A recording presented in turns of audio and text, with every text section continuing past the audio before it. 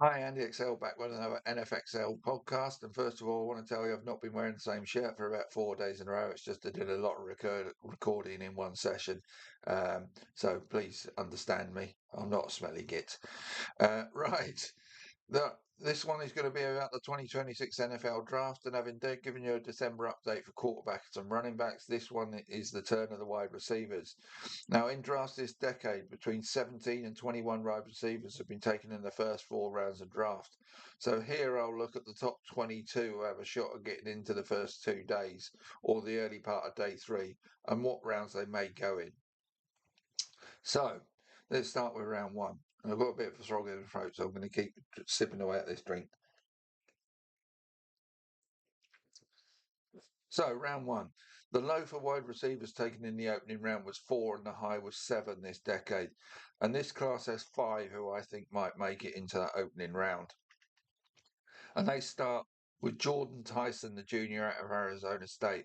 Tyson has 711 scrimmage yards and 9 touchdowns from 9 games this season, having missed 3 games this season with a hamstring injury. His hands and yak abilities, yard after catch, will likely see him as the wide receiver 1 in this draft. Now, some are putting him as high as top 5. I don't really see him as that high. I think he's more of a top, maybe a top half of round 1, maybe top 10. But he's still the number 1 guy in this class and has been throughout the season, really. Moving up one spot to 2 is Mackay Lemon since my October update, having had a great season with 79 catches for 1,156 yards and 11 touchdowns, plus another 88 yards and 2 touchdowns out of the backfield. He is the clear top slot type receiver in this draft. So a team looking for this type of guy in the middle of round 1 should be very interested in Mackay Lemon. Right, Carnell Tate goes in the opposite direction. He swaps places with Lemon and drops one spot from October, having put up good numbers this season, 854 yards and 9 touchdowns opposite Jeremiah Smith for the Buckeyes. But as with last season, when Smith and Emeka Egbuka took the limelight at Ohio State, the question I have in my mind about Tate is how would he fare as a wide receiver 1 without those guys for teams to worry about? I still have a feeling he'll be more of a wide receiver 2 in the NFL. So for me, he's more late round 1 or even round 2, possibly. I'm not as high, a bit like Tyson, I'm not as high on him as others, but he's still a solid round 1 candidate potentially. But let's see how he does in the pre-draft evaluation process. Right. Chris Brazil is at 4, a raw talent who has had a fine season with 1,017 receiving yards and 9 touchdowns. Brazil is certainly one team we'll be looking at as a possible first round selection from this draft class. And he's up 3 spots from my October update after that good season. And the final round 1 guy I've got is Chris Bell, senior at Louisville. Bell was not even in my wide receiver list at the start of the season. He came into the list at number 10 in October and now rises to 5 after a 917 yard and 6 touchdown season for the Cardinals. Still in need of development in terms of route running, he has all the physical tools an NFL team will be looking for in the draft. So that's the round 1, guys. Let's move on to round 2. Now, the low this decade in round 2 is 4, and as with round 1, the high is 7. And I have 7 going in the second round right now. So there's plenty of options for teams to look at in this area. Some of these might even turn into, could move either way, round 1, round 3. But you know what I'm saying. Right, the 6th overall wide receiver, my wide receiver 6 currently, and top of the round 2, guys, is Denzel Boston, junior at Washington. Boston drops 2 spots from October. He has 755 yards and 10 touchdowns to his name this season. He may lack the speed teams look for in a first round draft pick, so he could end up being a round 2 pick looking for a big physical wide receiver. And those 10 touchdowns tell you that he could be a red zone option for teams as well. Right, 7. Kevin Concepcion, the junior, Texas A&M. Concepcion has had a good year with 949 yards and 10 touchdowns for the Aggies, but has not done enough to change my view that he's more round two than round one material. They're pretty tough. What does he need to do? Have 1,000 yards and 15 touchdowns? But it's just the look more than the stats for me. But he and Boston could make it into round two if they do well pre-draft. He's down. Concepcion has dropped one spot since October, so still in the same area. Elijah Sarrett is my wide receiver 8. Just 687 yards, but an impressive 12 touchdowns for this big receiver who could be a good fit for a team needing a physical red zone threat to add to their wide receiver core. Those touchdown numbers have pushed him 5 spots up my list since October. And, teams that look at Boston might well look at Sarrett as well. At 9, now this is a guy I am pretty high on compared to others, is Nick Harbour, a junior out of South Carolina. Harbour will surely be the darling of the combine. The guy's 6'5" and runs a sub 4.3 40, according to Draft Buzz, which is where I've got a lot of my stats from. Give them a shout out. If he shoves that sort of athletic ability at the combine, he will have scouts and front offices drooling over him. He's had his best year at college with 630 yards and 6 touchdowns.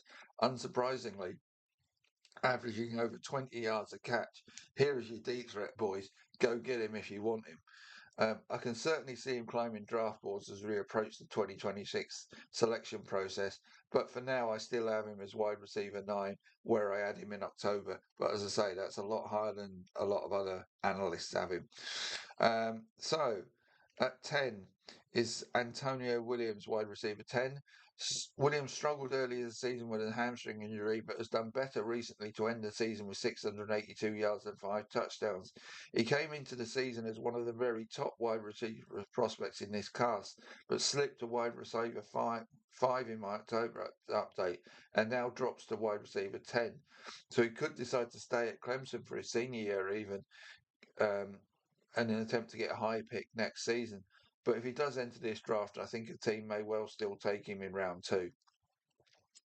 Wide receiver 11 in this class is Jeremy Bernard, a senior at Alabama. Bernard has put up another solid season for Bama with 863 yards and 9 touchdowns to his name. Similar yardage with 6 more scores than last season.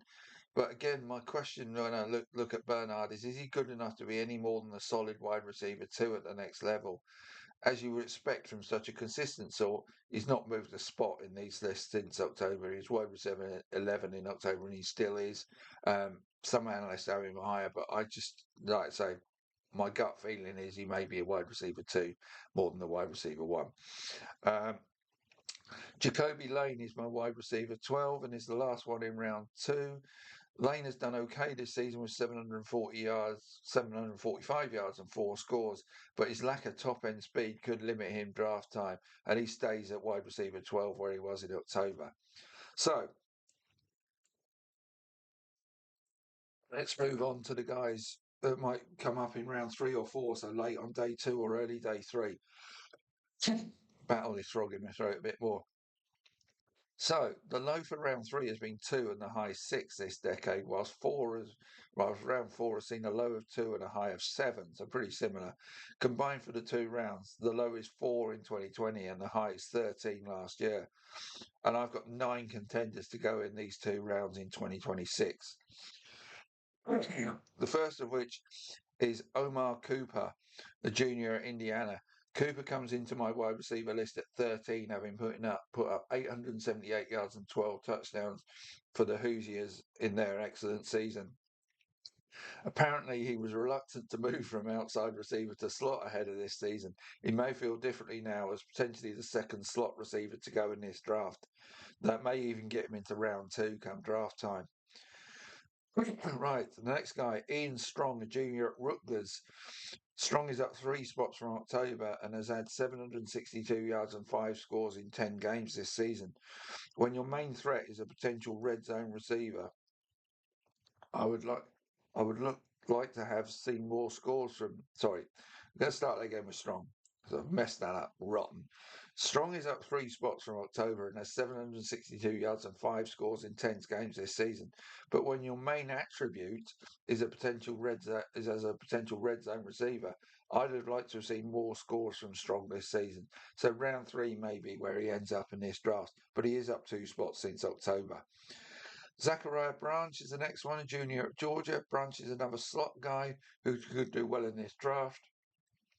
Having recorded 751 yards and 5 touchdowns this season, he is one of the small, shifty and elusive guys that can be invaluable in the NFL. He is down 1 spot from October on my list. Right. Skylar Bell is the next one at wide receiver 16, a senior at Connecticut. After showing signs of ability at Wisconsin, Bell has spent the last 2 seasons as a big fish in the smaller Connecticut pond. A small guy who may end up as more of a slot guy in the NFL. Bell has 860 yards and 5 touchdowns in his junior year, or had, but has been excellent for UConn this season with 1,278 yards and 13 touchdowns. He couldn't have done more stats-wise, but as with the smaller school candidates, a good combine and pre-draft process is even more important in terms of securing Bell an early draft pick. And as I say, he's new in this list at wide receiver 16 from October. Right. 17, Eric Singleton, junior at Auburn. Speed, and speed are Singleton's main attributes, and teams get drawn to that like a moth come draft time. But Singleton's production does not warrant any more than a late day 2 selection, as his 595-yard 3 TD season demonstrate. A team looking for a complementary speedster to add to their wide receiver core will be drawn by his speed, though. But the lack of production has seen him slip 9 spots since October. Right, I'm turning into Sean Dyche. For your English fans there, they'll know who it is. For UK, for US fans, Google him. It's worth a look. The Ginger Mourinho. Right, sip of coffee.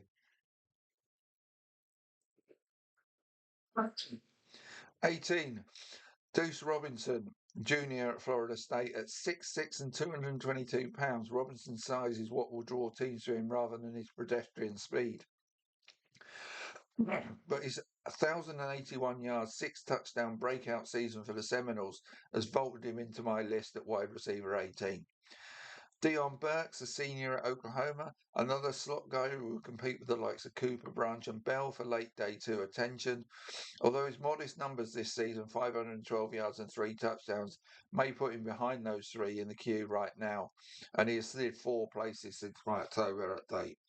20 is Malachi Fields.